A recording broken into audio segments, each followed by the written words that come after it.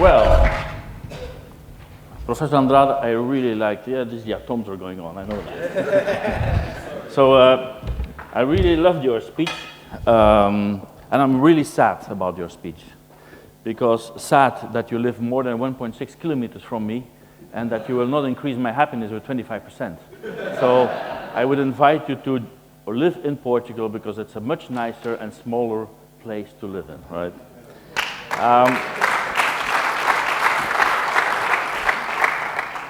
Bear with me, I took myself as a guinea pig for this speech, and you're the guinea pigs to listen.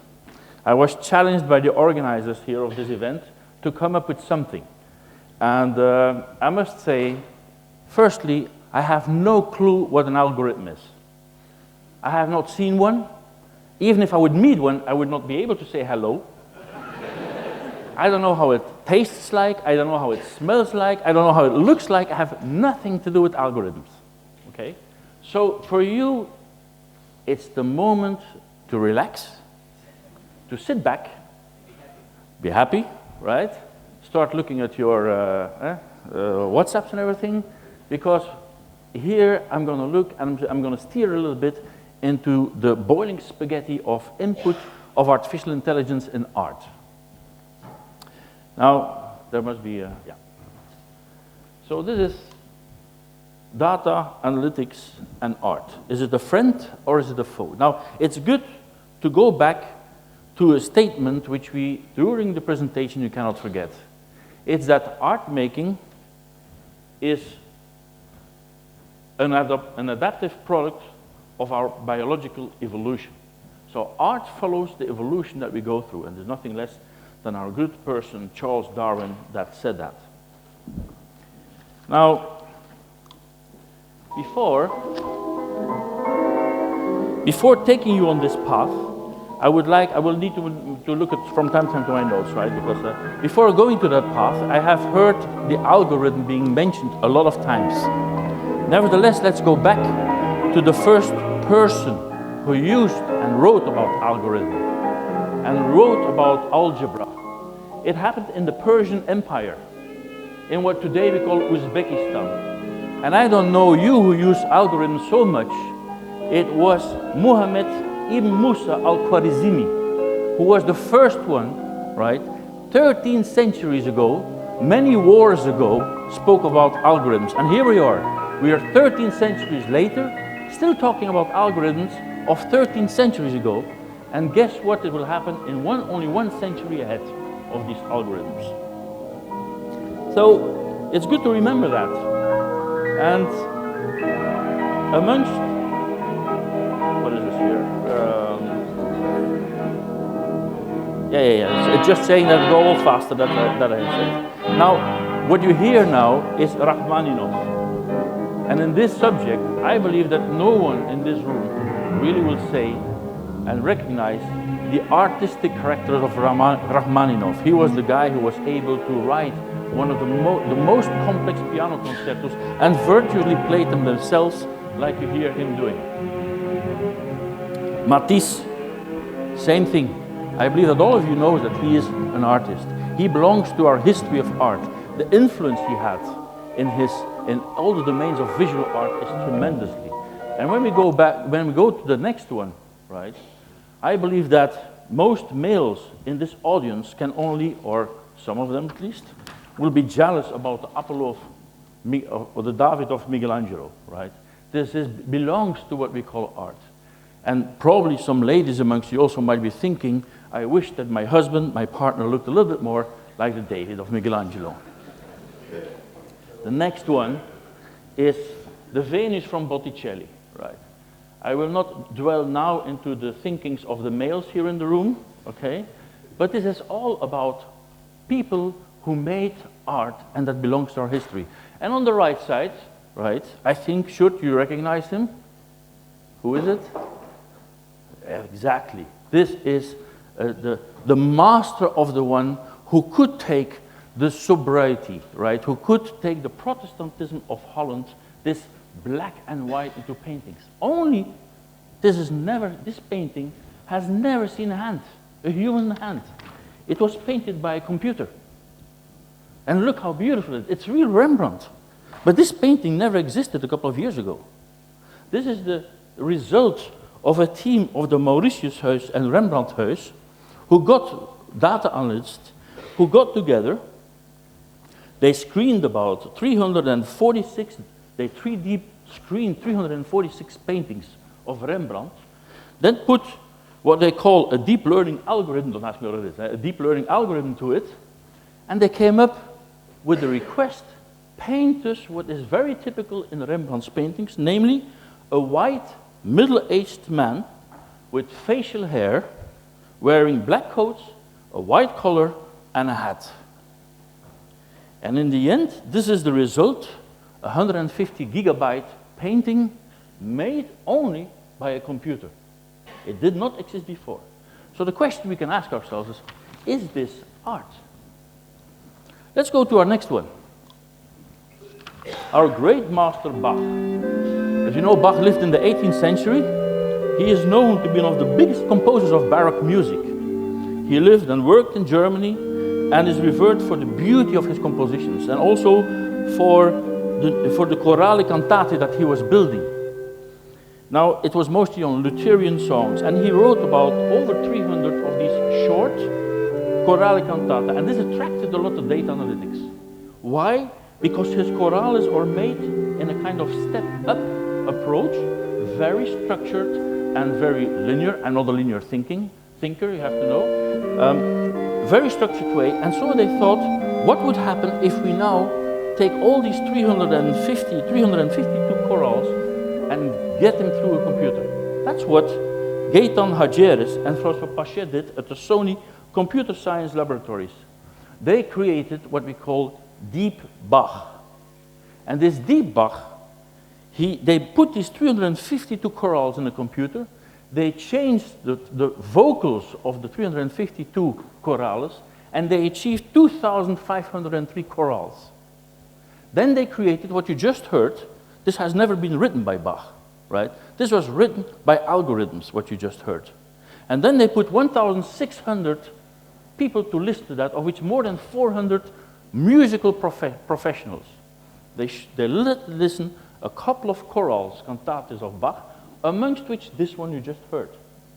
And nor 50% of the specialists, right, did not recognize that this chorale cantate was not composed by Bach. So again, the question is this art or not? It's not only in paintings and in music that artificial intelligence has its impact. It's also in literature. These two titles have been written by artificial intelligence in less than 60 hours. Now, True Love is a Russian production of young artificial intelligent people, and they made Anna Karenina from Tolstoy, and they put the styles, they scanned all the books of Haruki Murakami, and they said, now write us the Anna Karenina with the style of Haruki Murakami. The computer did 60 hours to write a complete new book of 320 pages. I'm going to read the start. Read with me. It's not bad for a start, you know. There is nothing else here but the bloody sea and the bloody rocks. And it is in such a drab place that I'm going to kill you, the woman muttered. I mean, admit, when you read this first sentence, you would like to read more, right? This is not written by a human. This is written by a computer.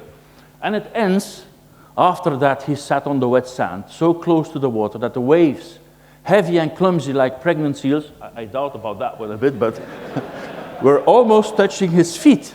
The setting sun was painting pink the underbellies of the clouds, also there, okay, hanging low above the gray sea. White caps could be seen here and there, but it was obvious that the storm he had been expecting all day was not going to happen. So ends the book. But you have to realize there's a kind of soft test to this. If you can recognize that this has not been written by a computer, it's a soft test. The next test is a hard test. It's to see if people like us would not only not recognize it has not written by a computer, but if we're still going to buy these books as well. That's the next test.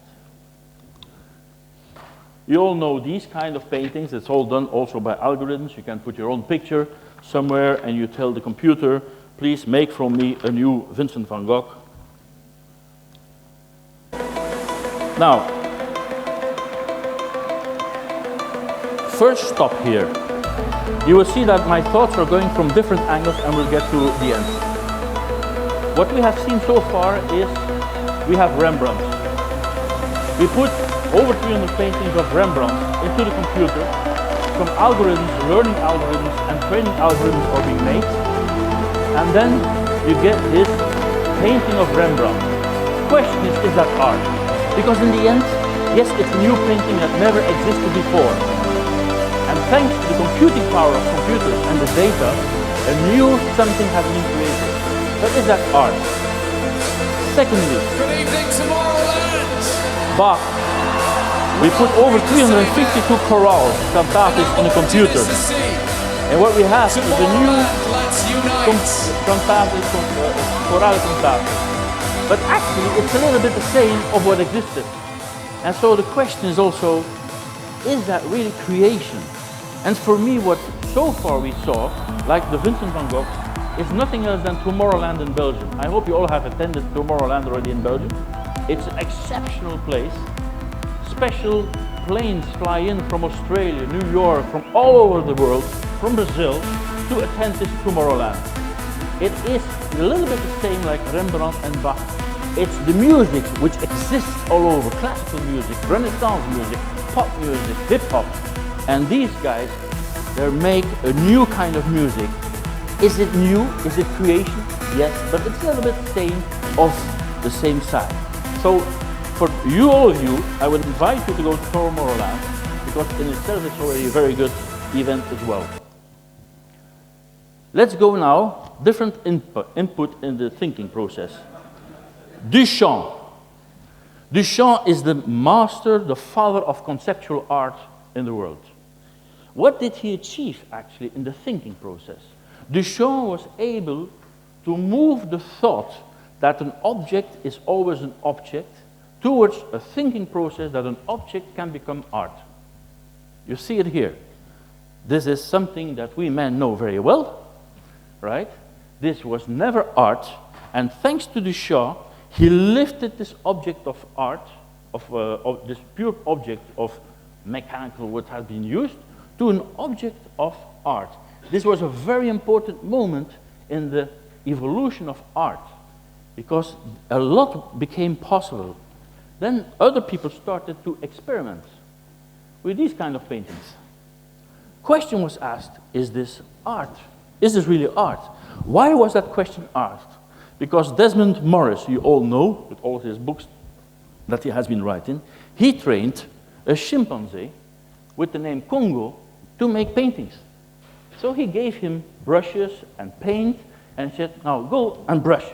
And exhibitions have been held in the 50s and 60s about the paintings of Congo. Question remains, is that art? Now let me make again a side step, and I have to follow here a little bit the pages. The side step to photography.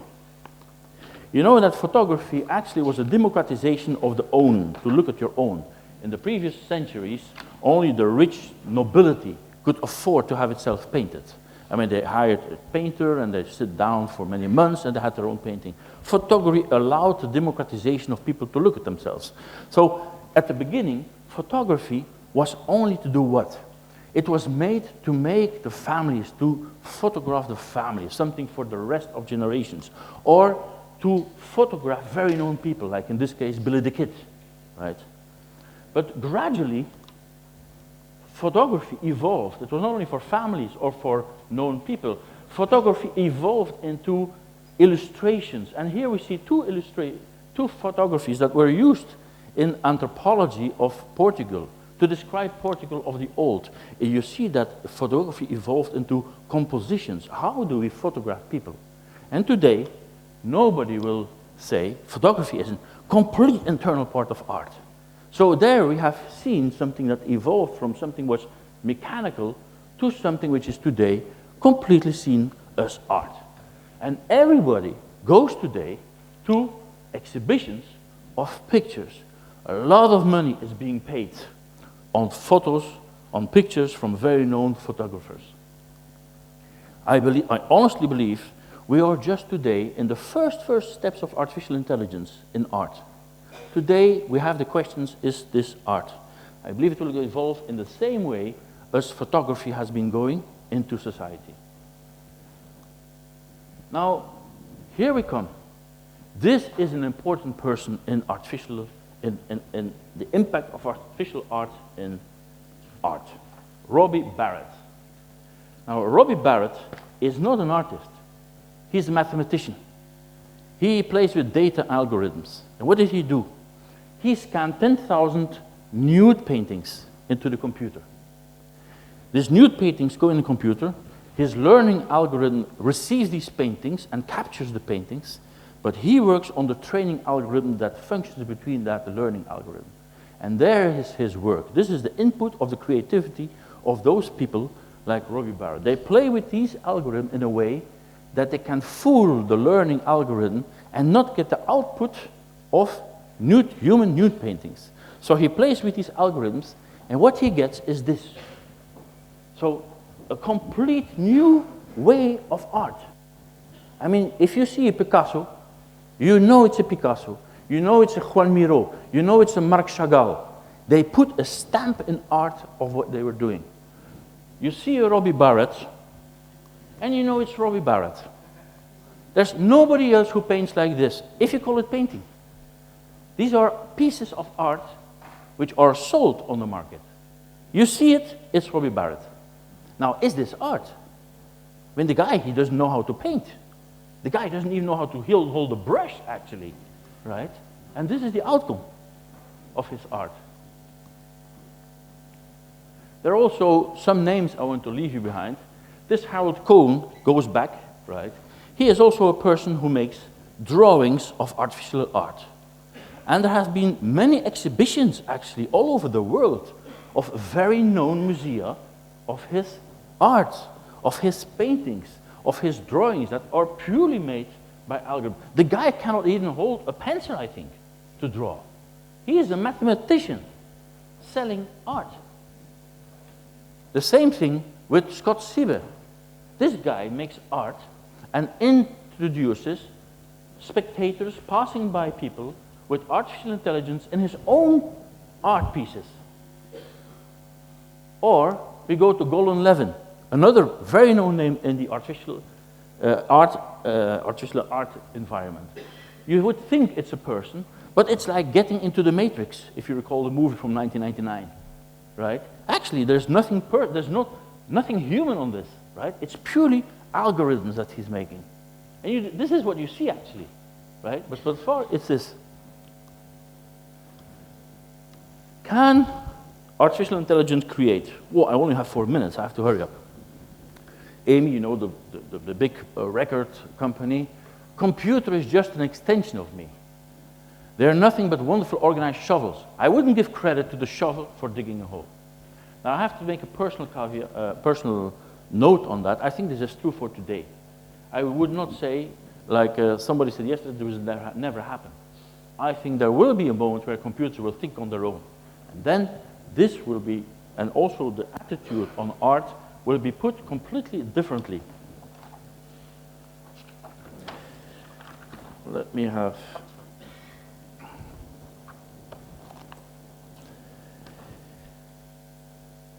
The question that is, can artificial intelligence create, is of importance because we want to know if they really can create or if everything is synthetic. Do we create a synthetic Beethoven? Do we create a synthetic Rembrandt? Do we create a synthetic Bach? Or will we create something completely new, like Robbie Barrett? But even there you could say it's not the computer creating. It's the knowledge of Robbie Barrett and putting into the algorithms that give the output. So when will be the moment that the computers really make us a new Beatles, new Beethovens, which we never thought of before? I can tell you that also in this area, with Google is working and has developed a sync, they call it, and that is to make new sounds in the world we never heard before. They combine a tuba and a violin in a complete new sound. And you can shift with percentages of violin you want and tuba you want to have a complete new sound and make new compositions with instruments and sounds we'd never heard before. This is only possible because of the computing power of the computers. And Ping An, I don't know if you know Ping An, it's a huge company in China, 400 million customers. They make, and guess what they do? To hold the stickiness of the customers, where they have the data, what music each customer likes. Do you hear me? Of the 400 million customers, they have data, what music each customer likes. And they have a whole army of people writing algorithms specifically for each individual customer. When he goes on the app of Ping An, he hears or she hears her or his preferred music. There are about, I had the figures here, there are 800 people busy with that out of 8,000 data analysts in Ping An. Do you see what is going? And Spotify today has a problem because in Spotify they have data analysts and they write algorithms. You know these browse things that you have? Well, actually they put on music where there is other music that gives an input. They come out new music and put it on the browse to avoid to pay intellectual rights on the input because they can't play this one and there's no author. There's no who owns this music, right? So there's a big issue now going on also on the legal territory of artificial intelligence. Here just to show also other possibilities. This is a Picasso and this is our nice Brad Pitt. What do? You say, I want to have Brad Pitt as a Picasso, and here it comes, right? You put Brad Pitt through an algorithm, this is Brad Pitt as Picasso.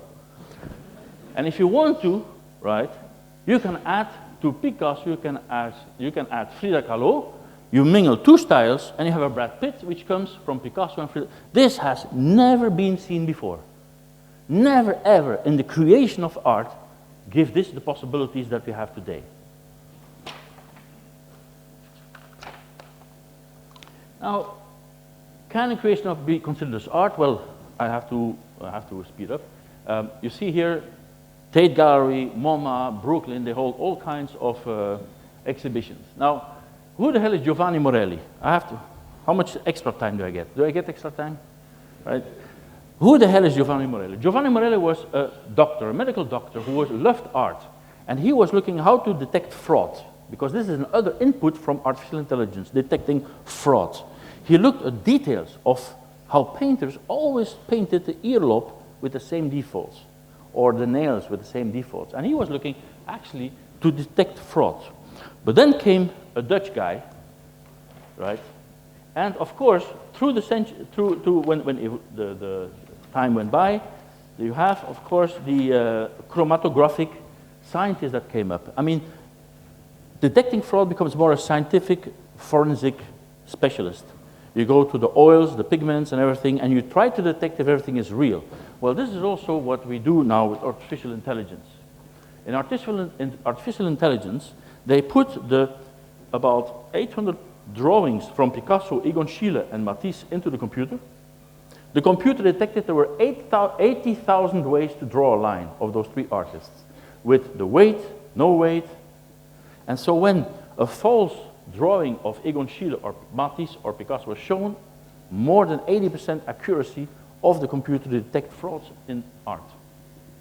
So this is an area where artificial intelligence is also being very, very active in detecting the frauds. I will skip this one because this is also the question of who is the artist. Serra Destrella, is that art? It's beautiful, but it's not created art. The chimpanzee either. So I will continue. This is the legal aspect, just to tell you, because I will end very shortly. This is the Harvard School of Cyber Law Clinic is studying very hard on the intellectual rights of artificial intelligence produced art. Because to whom does it belong, this painting, this music? Because you use inputs on which there are intellectual rights, author rights and everything. There's a learning algorithm this is used, and sometimes there are licenses of people who have been working on those learning algorithms. So there's an issue of intellectual rights in there. And then when you have the output, the question is now being asked in a lot of legal debates, right? Who actually owns this piece of art and where does it come from? So this is, I mean, there's a part 1 book being written on this, which is very interesting to read. I cannot tell you the outcome because part 2 will be published in 2019. Just to tell you, and to steer into the pot of artificial intelligence, that a lot of different sectors are looking into the impact of artificial intelligence in art. Now I'm coming to the end very quickly. All of you can now take part in the auction that will take place by Christie's between the 23rd and the 25th of October, upcoming. So all of you can buy this painting. This is a painting produced by artificial intelligence. There are 3 French guys who put about 15,000 paintings between the 14th century and the 20th century to a computer. They, of course, dwindled a little bit with the training algorithm, and this is the outcome. They created paintings that represents the family of Edmond de Bellamy. So this will be sold, right, by Christie's. This one is also from the family, but it has been sold already, right? It's a collector, Logero Lasserre, who already bought it. And I can imagine that this must look like something which you call algorithm, probably. This is the signature of the painting. Now, for those of you who wants to know how the wife of the Bellamy looks like, well, here she is, okay? But also, the painting has been sold. And this painting has been sold, right, at the World Economic Forum. It is artificial art. Just to tell you, what I just wanted to give you as a message is that apart from everything which is algorithms on customer service, on analytics, this area of artificial intelligence has a huge impact also in art, in literature, in music, in everything that we see, right? It has its impact, and it's actually being sold. The ones you saw from Robbie, 3 has been recently sold by a new company in New York that sells art through blockchain. So these 3 pieces of art have been sold through blockchain of artificial intelligence. And just to end, right, this is experiential art this is me 50 years ago, right? And I just want to end, this is a pure natural product from some moments of pleasure of my dad and my mom, right? There's nothing artificial to it. Thank you very much.